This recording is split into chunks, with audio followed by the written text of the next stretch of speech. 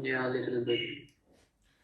Okay, antiderivative was, if I say that, for example, g dash of x is x cube, then antiderivative, now this is what? X cube is derivative of the function g of x. So if I want to know what is g of x, it means I have to look for that function that when I take the derivative, I get this result. So if you look at this function x4 and divide it by 4, and if you take the derivative of this function d by dx of this function, what will be it? It will be 4x cube divided by this 4. These two guys will cancel, so it is x cube. It means this was the original function. When I took the derivative, I got this. When I took the derivative, I got g dash of x. So this function will give me an antiderivative of this function. So this is an antiderivative of this derivative. Do you get my meaning? So whenever you are standing, you are going back, it is easy to calculate the derivative. We are going towards the integrals, the easy integrals. If I want to calculate, forget about this at the moment, at certain moment. If I want to calculate the derivative of this function, this is a given function and I ask you to find the derivative. So I say, suppose g of x is equal to this. Now find the derivative, find g dash of x. So very easy, you can simply apply the d by dx formula on g. That is the d by dx on x raised to the power 4 divided by 4. And you know this is a constant, it will go outside, and from formula you know that d by dx of any x raised to the power n is equal to n into x raised to the power n minus 1. You know this formula from the derivative. This was the most general formula for the derivative. So same formula here, n is 4 here, it will come here, x raised to the power n minus 1 means 4 minus 1. So this is 1 by 4 into 4 x raised to the power 3. These 4's cancel, so it is x cube. Now what is this? This is g dash of x. So this was the you can say forward process to find the derivative. Now I'm going to reverse this. Now I'm standing here and now you don't know all this thing. You don't know all this thing and you are standing here. So you are actually standing at the final result and I am asking you, go back and give me the g of x. So what to do? You can simply, there are two methods. One thing is either take the integral of this question, but we don't know how to take integral at the moment because up till now we didn't go to that level. Second thing is that if I think of what could be the original function, that when I take the derivative that this result comes out, then that will be easy. So when I think, put pressure on my mind, I can build up a relation that okay, if I have something like this, now if I take the derivative of this, if I take the derivative, it will become 4x cube. So I'm getting the x cube, but there is a 4. I need to remove it. So to remove it, I need a 4 here. It means I need a 4 here. So if I start with this relation, now if I take the derivative, it will be x cube. So it means this was the original guy from where I started and got this. So this is g of x, which is an antiderivative of g dash of x. Anyways, first we are going to write the definition of fundamental theorem of calculus part 1. And the fundamental theorem of calculus works as a bridge between what? Between the differential calculus and the integral calculus. Here is the fundamental theorem of calculus. This theorem gives you a link that if you are standing at the differential, at the derivative, then using the FTC, you can go to integral of the same function. And if you are standing at the antiderivative, using the same FTC, you can go back to the derivative. So this fundamental theorem of calculus is a bridge between Advanced Mathematics 1 and Advanced Mathematics 2. And it gives a precise inverse relationship between these two guys. So you can always switch, and that is why we say that integral is an inverse process of derivation, or the derivative is an inverse process of integral. So both are inverse of each other. And by fundamental theorem of calculus, you can calculate area under the curve very accurately and very easily. So we will now learn the formula later on, not today maybe. Today we will talk about the fundamental theorem of calculus and the structure of the fundamental theorem of calculus. But in the next week, hopefully, we will be able to learn a direct formula to calculate the integral instead of using those Riemann sum. Happy? Yeah. All right, sir. So that will be more easy and more accurate answer, because I told you yesterday that when we calculate the Riemann sum, we do a lot of blunders. We cut a lot of portions which were actually not existent somewhere. We put them here, or we cut them from the left points. So we do a lot of damage to our property using the Riemann sum. Whether if we use n infinity, still we are doing a lot of damage to the property. But in the case of direct formula to the integral, your property loss will be approximately equal to 0, but it will never be 0. You will always have some kind of loss. So the part 1 of the fundamental theorem starts with an example.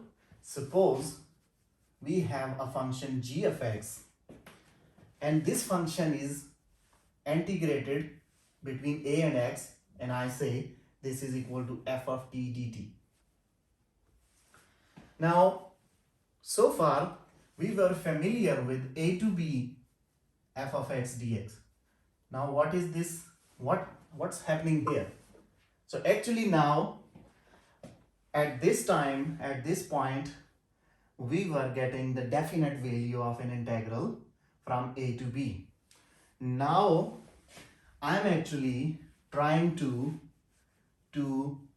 make the things more flexible between a and b, and I am saying that now I have a variable x, and I'm going to move this x in between a and b. So I can move it like this, I can vary it.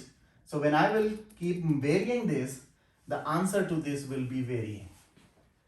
If you fix this x to a certain number, say if you fix this x in between a and b, let me say this is 3 and a is 0. If you fix and you say this is x, so x is 3, then it means you switch back to the first concept. You switch back to 0 to 3 f of x dx, and this is always a definite number, a constant number. But if you do not fix any value to x and you say it is my choice, I will keep moving the value of x, sometime it will be here, sometime it will be here, but it will never stop. So but the more important thing is it will fluctuate between a and b. So it is fluctuating between a and b, but it can take any value. It will go forward, it will come backward, it will go forward at any moving time. Then I'm saying, okay, the second endpoint is fluctuating. The first endpoint is of course the starting point. This is the lower number. Before that, nothing happening. So this is a. But I'm saying I'm not fixing the second, the upper limit for the integral. I'm saying my x will keep fluctuating between it. In that case, your answer will be another function. Whatever you will get, it will be another function depending on the value of x. The answer will be a function, it will not be a number. So this is an improvement to our concepts on now today. So far, we were getting a number from the integral using whatever method we know. But now there is an improvement that we will move to, when we solve this integral, we will get another function. For example, if you solve this integral having an x instead of this function, then you will get something like x squared or any other thing, just saying. So you will not get a number, but you will get a function when you will solve this integral. So we are gradually going away from the definite integral and we are now going towards the indefinite integrals, but we are not into that first here at this moment, and today we are talking about the fundamental theorem of the calculus. So here important thing is, what is this x? This x is some guy in this interval. X is bound to be in this interval. A is this, so x can be equal to a. In that case the answer will be 0. X can be greater than a but less than b, so x will always be here. It can be b. The x can be equals to a. In that case you will have integral a to a f of t dt, and you know the formula, the answer is 0 if both the limits are same. Or x can be equal to b, that is the maximum. X can be equal to b, so in place of x I have replaced this. In that case you will get a number, but this will be the maximum value for this whole function. So this is the upper bound when x can take the value of b, and this will be the lower bound if when x can take the value of a. So the lower bound is 0 and the upper bound is this m. So the answer of this whole thing will always be in between these two numbers when the function is a positive function and it is continuous on the interval AB. One thing you should keep in mind, that we are always dealing with the integrals when the function is continuous on AB. Now what is the meaning of continuity? For example, if you have a function 1 divided by x and you are saying you are trying to solve this integral, whatever it is, and let me say this is f of x, this is the function, and you are telling me that x is any number in the interval minus 3 to say 1. Now the point of continuity is that every value from this interval, either from minus 3 or greater than minus 3 up to 1 or 1, any value, when you put that value into the function, the answer of the function should be a definite number. It should not be an undeterminate number. If I put minus 3, the answer is minus 1 by 3. Okay, that is a number. Minus 2, the answer is minus 1 by 2. Okay. Minus 1, the answer is minus 1. Okay. When you put 0 into this function, it becomes 1 by 0, which is infinity, and that is not allowed because you are supposed to get a definite number for this interval. So it means this function is not continuous in this whole interval, and the point of discontinuity is the number 0. What is this interval? This interval is starting from minus 3, minus 2, minus 1, 0, 1. This is your interval, big interval, starting from minus 3 ending at 1. Now minus 3 was okay, any point rational number between them okay, minus 2 okay, minus 1 okay, any rational number between them okay. But when you put this number into this function, there is a problem. So what happened actually? The happened thing is, if the curve of the function is like this, going like this, but here this is the point where there we received a jump discontinuity. Your function is not smooth, the curve is not smooth, it got an edge, it received a corner. This discontinuity is not allowed. if you get this kind of discontinuity anywhere in the whole interval, it means your function is not valid to be applied within the integrals. So you should keep this thing in mind, that your function must always be continuous in the given interval. So whenever you are writing the fundamental theorem of calculus, you say that if we have, this is not about the fundamental theorem, we will write the statement later on. We are considering this example to move to the definition.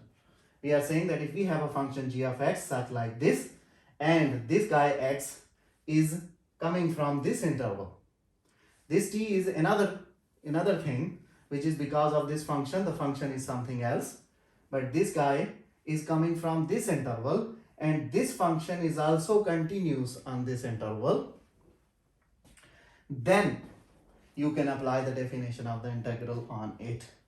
If x is fixed, I already told you, if x is fixed, you will get a definite number. If x is varying, this will give you a function. If f is positive, then g is area under the curve. Yeah. If the function f of t is greater than or equal to 0, it means the curve is something like this. So all the shaded region below this will be the area under this curve.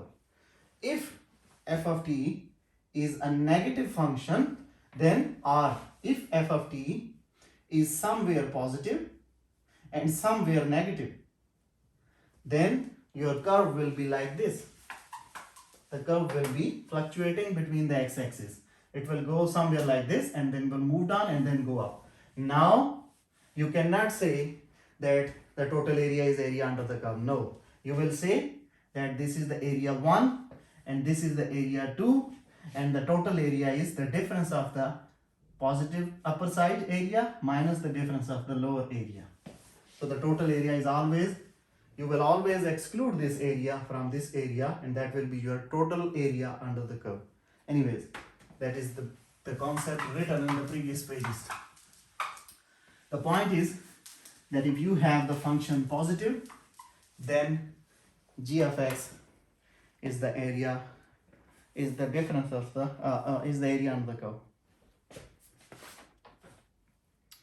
Now, let us start do an example. Still we are not on the definition of fundamental theorem of calculus.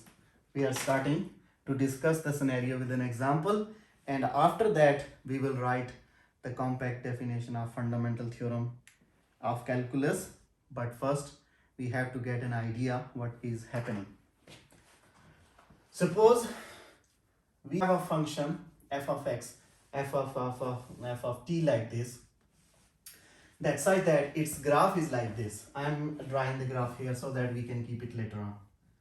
The graph of the function is, if it is starting from 0, 1, 2, okay, 1, 2, 3, 4, 5, okay, and the graph of this function is like this. It goes up to here, and from here it goes up to, okay, up to 2. At 1 it should be 2, okay. It goes like this, and then it goes like this. At 3 it crosses this, it goes down and moves up. Now we are interested in between 0 and 5. So our interested interval is 0 to 5. We are interested in this region. Okay, and here this is the y-axis and this is the t-axis, because this function is depending on t. So instead of x we are taking this as t. Whatever is the inside, that will be your x-axis. So instead of x we are using t, p, q, r, z. You can choose anything, but this will be moving on the x-axis. Now you are told by the basic of fundamental theorem of calculus that you can always write a function g of x equals to the integral from a to x. Now in this case a is 0, so I'm writing 0 to x.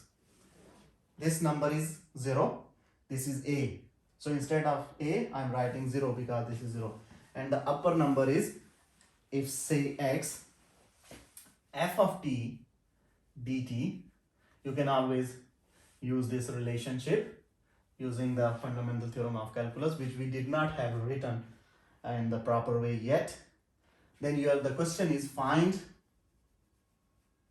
you have this, and this is the value of this function. The question is find g of 0, g of 1, g of 2, g of 3, g of 4, and g of 5. So you have to give me these values. So we are going to start with g of 0. G of 0 means the inside thing is 0. Now what is the inside thing? Inside thing is x. So if you take x equals to 0, it means this guy will become g of 0. On the right hand side it is, this number is 0 already, and you have assumed that x is 0 because g of 0 inside these numbers are x. So when you're taking x is 0, that means this number is 0. F of t dt, whatever f of t dt is, from the theorem, you know that if a and b are equal, 0, 0, both are equal, the answer will be 0. Whatever is there, the answer will always be 0 if both the limiting points of the integral are equal. So by using that theorem, I'm writing, okay, g of 0 is 0. Now, the second is g of 1. G of 1 means I am assuming that x is equal to 1. That means in this whole formula, g of 1 means integral starting from 0 and the value of x is now 1. Integral from 0 to 1, f of t dt. Okay, let me take it there and come back to this function. This is the curve generated by this function. So this whole thing is actually representing the whole integral 0 to 5, this function. But now I am only interested for this part 2. I am interested for the integral between 0 and 1. So here you can see I am interested in this interval between 0 and 1. So if I am standing at 1, go back to the concepts of Riemann sum. So it means I have made this triangle, this triangle. So I am assuming that, okay, integral 0 to 1 is the area of this triangle, which looks like a triangle. Actually maybe not triangle, but I am assuming this is a triangle. So it means integral from 0 to 1 is the area of this triangle. So integral from 0 to 1 total is the area of this triangle, which is 1 by 2 base into height. That is 1 by 2. Now what is base? Base is this distance, 0 to 1. So what is this distance? It is 1. And the height is what? Height is this distance. It is 1, 2. Up to here, the distance is 2. So the height is 2, the base is 1. So 1 by 2 into 1 and 2, these cancel, so it is 1. Yes. So g of 1, I got 1. I didn't solve the integral, but I used the concept of area under the curve, the concept of the Riemann stuff. Okay. Now the next one is g2. G of 2 means my x is 2. And if x is 2, it means that g of 2 will be integral from 0 to x is 2. So integral from 0 to 2 f of t dt. And what does this mean? It means 0 to 2 means integral from 0 to 1 f of t dt plus integral 1 to 2 f of t dt using the theorem. Remember, if I have integral 0 to 10, that example f of x dx, we said this can be written as integral 0 to 8 plus 8 to 10. So I split this. Why? Because I know this value. I have already calculated this value. So I split this so that I can use that value here, and this I can calculate from here. So for this I have that value, which is 1 plus. Now for this I'm going to look at the diagram. So I have already used the value of this part. The value of this part is already used, which is 1. I have used it here. Now I am standing here up to here. So now the part of interest is this, and this is a perfect rectangle between 1 and 2. So the base, one side of the rectangle is this, 2 minus 1. So this width is 1, and one side of this rectangle is this one, which is 1 to 2. So this side is 2. So I can say that area in this region is the area of a rectangle, this rectangle, and the formula for the area of a rectangle is one side into the other side. So it is 1 plus 2, it is 3. So I have got the answer for G of 2. The G of 2 is 3. So let me save them here. I have got G of 0, which is 0. G of 1 is 1. And G of 2 is 3. Okay. Now let's move further.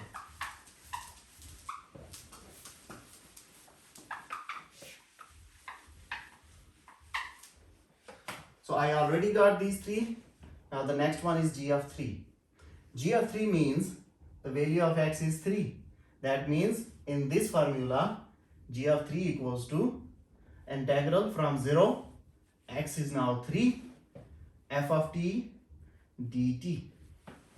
Now I know one thing in this whole thing. One thing which I know, which is 0 to 2 f of t dt plus 2 to 3 f of t dt. I just split it using that formula, and I know the whole answer of this. This is actually the G of 2, this whole thing. And the answer of G of 2 is 3. So I can use that here. It is 3 plus, now I have to look at this whole thing. Now, if I look at this whole thing, then this is exactly the same portion like this, which we have solved previous lectures. And how can I solve this? I can use the same concept, building the smaller for this portion. I'm now only looking in this portion, using those smaller slices, and then using the relationship n equals to infinity, blah blah blah. You don't need to go for it. The final calculation for this portion is given on the pages. You can see them later. It is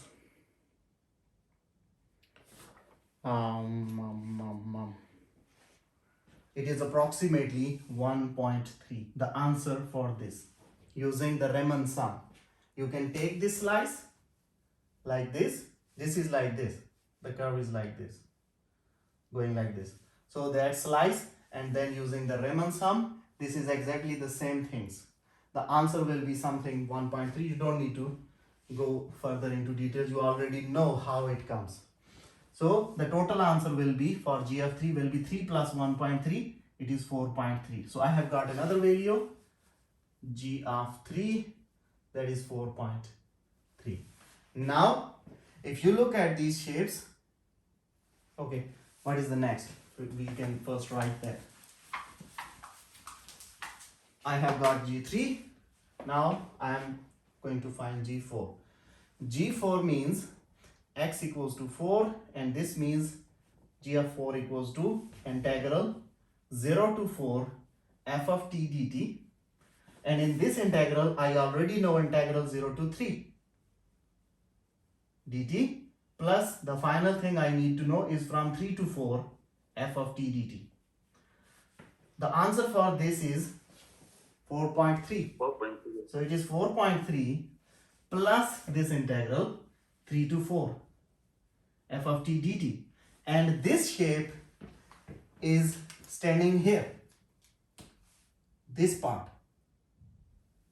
And this is exactly an inverse slice of this, which was here. So if this was 1.3, because this was above the axis, you don't need to calculate this. This is the same but inverse below the line. So this is minus 1.3, because this is below the line. They are just flipped together. Same size, everything is same. So this is minus 1.3. This same.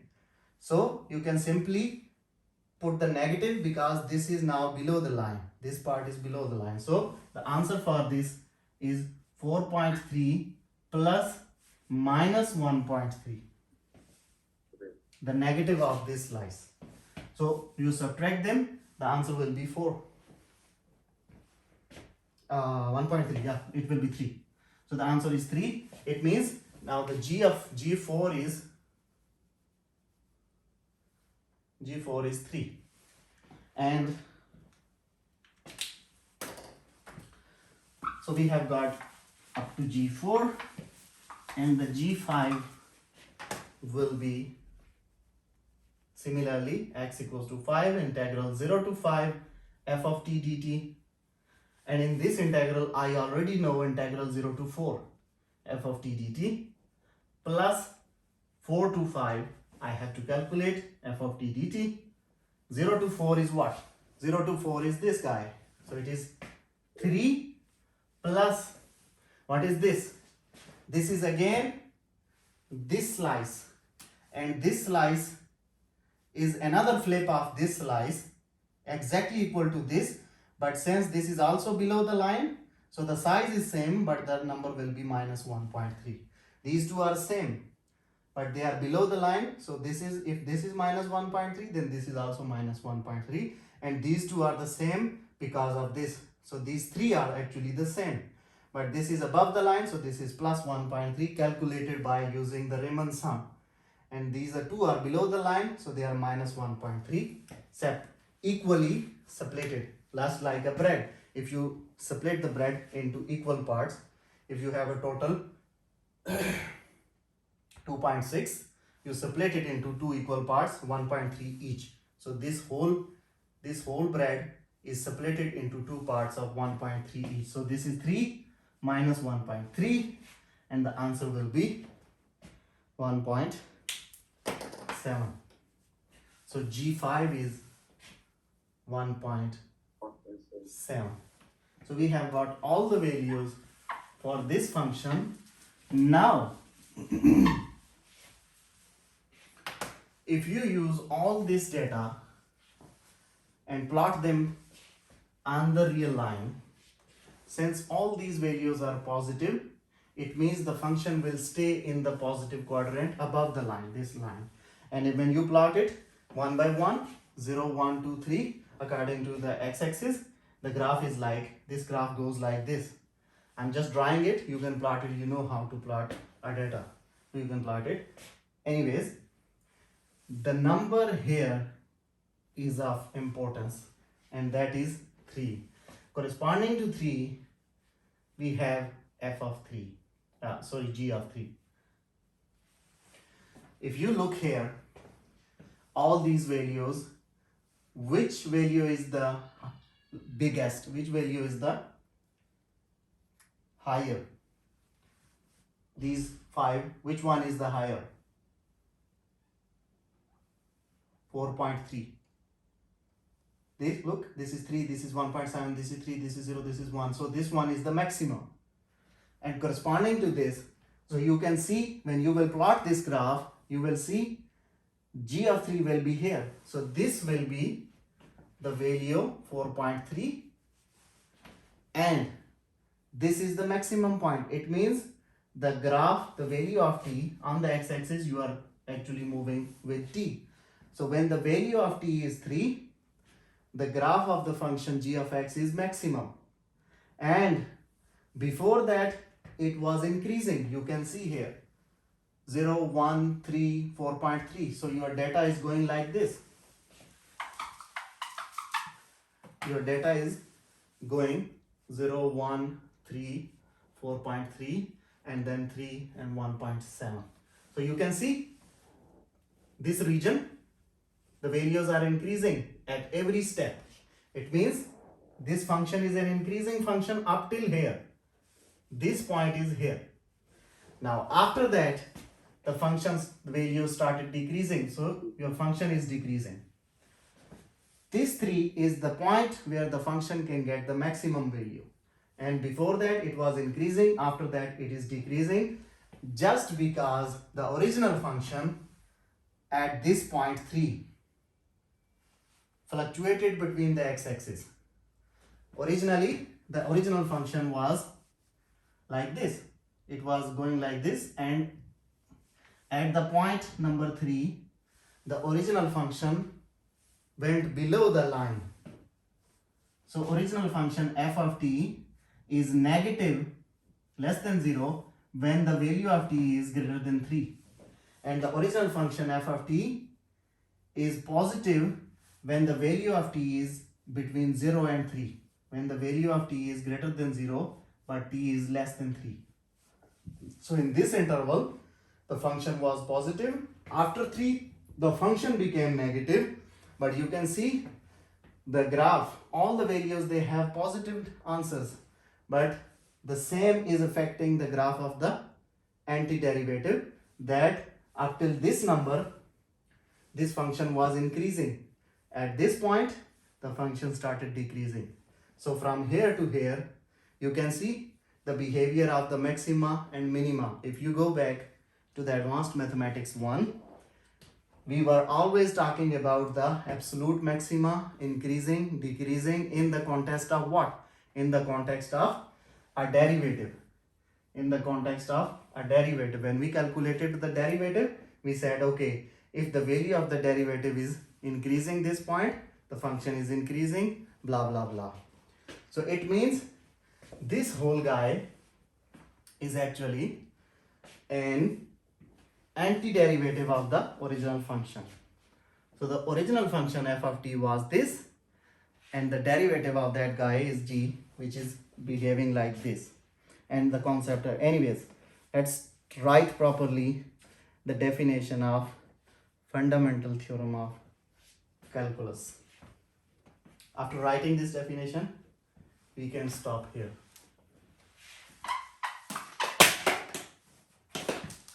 Rafa,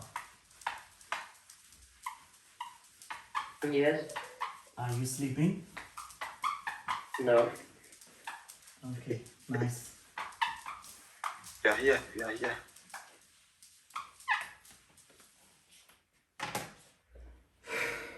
The definition says fundamental theorem of calculus, but this is the part 1. So this is not the final definition. The part 1 says if the function, original function f of t is continuous on the interval a b, and if a function g of x is defined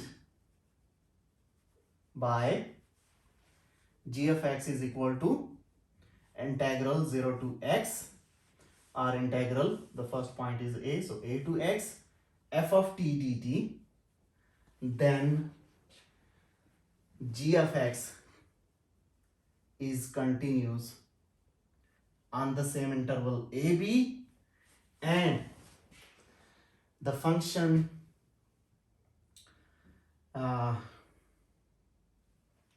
is differentiable, and is also, this g of x is continuous on AB and is also differentiable on the points AB.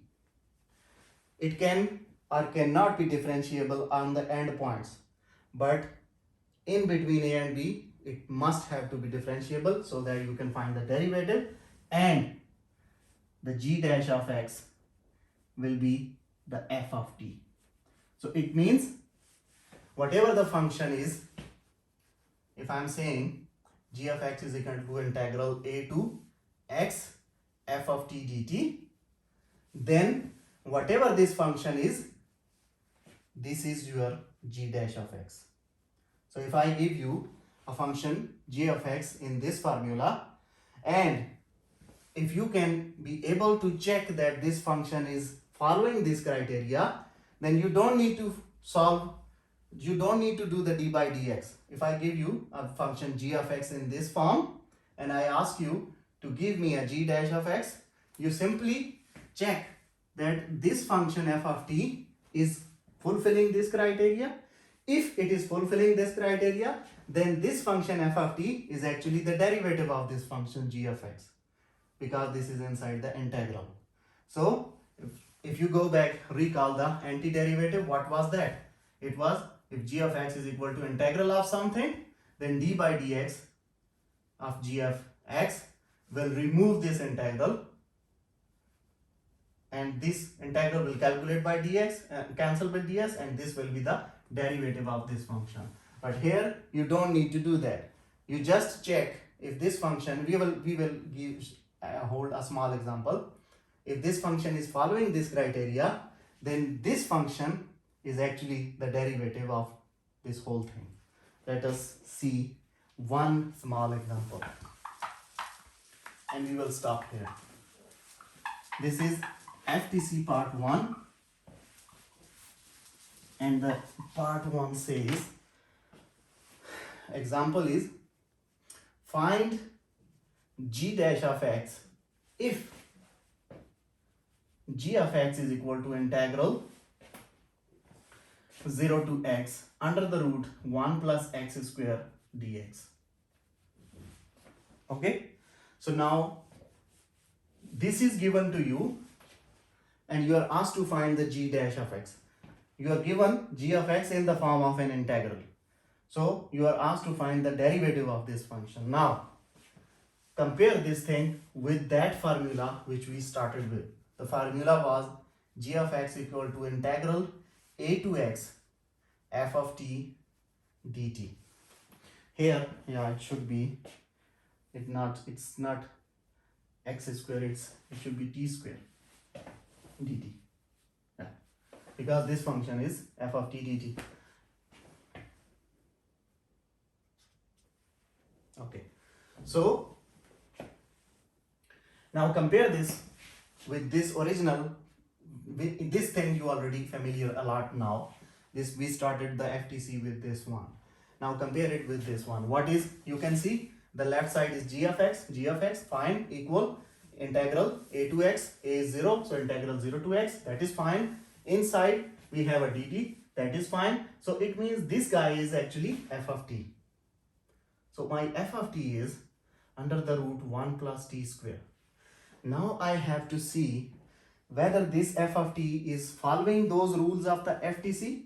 The rules were that this function f should be continuous on the interval these two final number.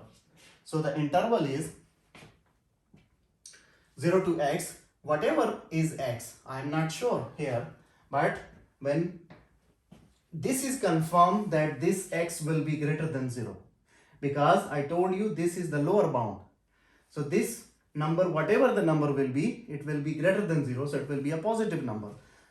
Okay, let's suppose even if it is a negative number, sometime I told you that there could be possibility that this is the smaller number, this is the larger number, so it can be a negative number also. But whatever number is, when you will put this number into this equation, whatever number is, say, let me say, when you put f of minus 2, the answer is 1 plus minus 2 whole square, that is under the root 1 plus 4 under the root 5, that is a genuine definite number. Similarly, if you put any positive number, say f of 5, when you put it into here, it will be a definite number. The only possibility for this function to be undetermined function if the whole thing below this square root can become a negative number. That is the according to the rule of the square root. What is the rule of square root? A square root is undefined if you have something like this, minus of something.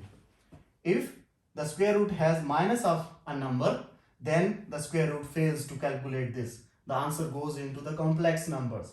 But in this case, this kind of situation is never possible to attain because this is a square.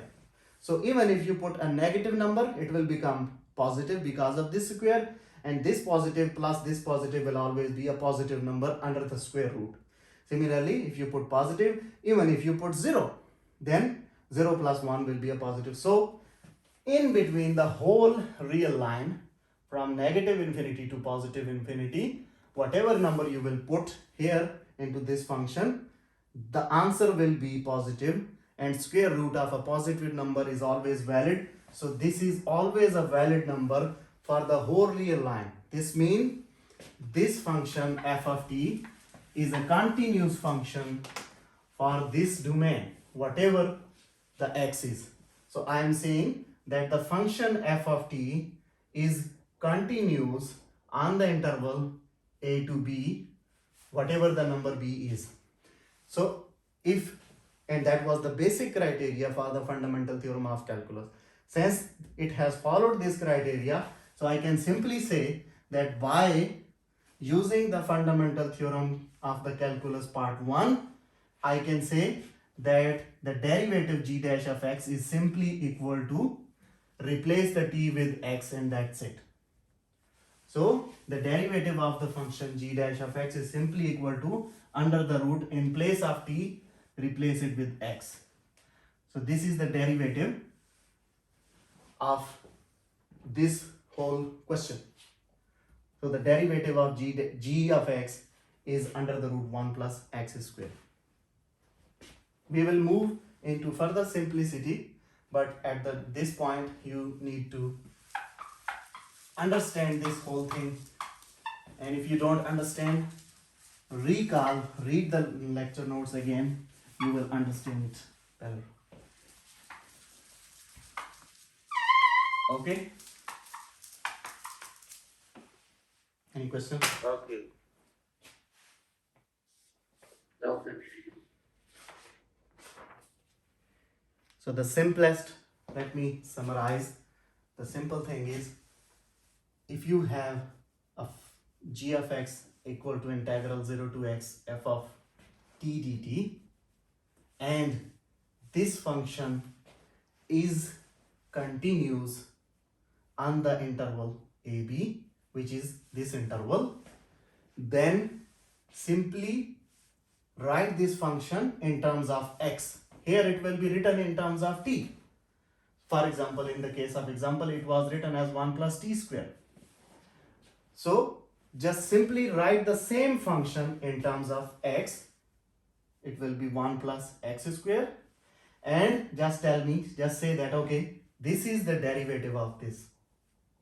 That's it. If this thing is following this criteria of FTC1, simply replace this thing, inside thing, with x, and just tell me, yeah, this is the derivative of this g of x. That's it. But the important thing is continuity. If it is not continuous, for example, integral 1 over x dx, in that case, and I say that, okay, integral starts from -3 to 1. Now you cannot apply FTC here, because in between these two numbers this function fails somewhere. In between these two numbers there is a number 0. When you put 0 here, it is 1 by 0, infinity, that is not a definite number. So this guy, okay, if it is 1 to t and dt, this guy fails at 0. So you cannot tell me that 1 by x is g dash of x. No, you cannot say that, because this thing is failing at a point in the interval AB. Behind this whole, that is why we started from the basic. Now you know what is happening behind the integral. What is the concept behind the integral? What is the meaning of the integral? Right. Okay. Like we did with the derivative before start. Like we did with derivative before starting. So finally we came to the formula of the derivative, x raised to the power n. Similarly, Now we will write the fundamental theorem of calculus part 2, and that is the final shape of how to solve integral using the same like derivative formula. Okay. Right. See you next week. Okay. Take care. See you. Bye.